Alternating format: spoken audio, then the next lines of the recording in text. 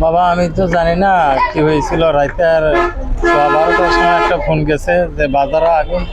আমার এক ভাতিজা ফোন দিয়েছে বলে তাড়াতাড়ি আসেন কাকা, অন্তত আপনার জন লাগিয়ে গেছে আগুন, খাতাপত্র উদ্ধার করতে হবে।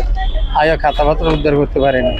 কিসের দোকান ছিল আপনার এটা? আমার চালের দোকান ছিল। চালের দোকান ছিল। জি, কত টাকার হতে পারে এখানে? আমার চাল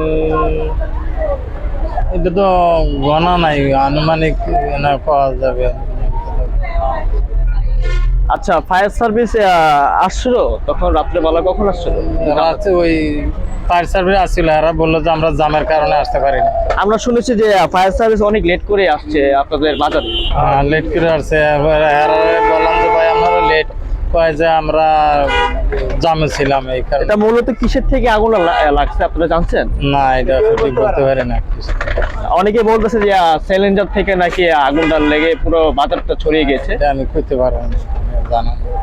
ঠিক আছে, ধন্যবাদ আপনাকে।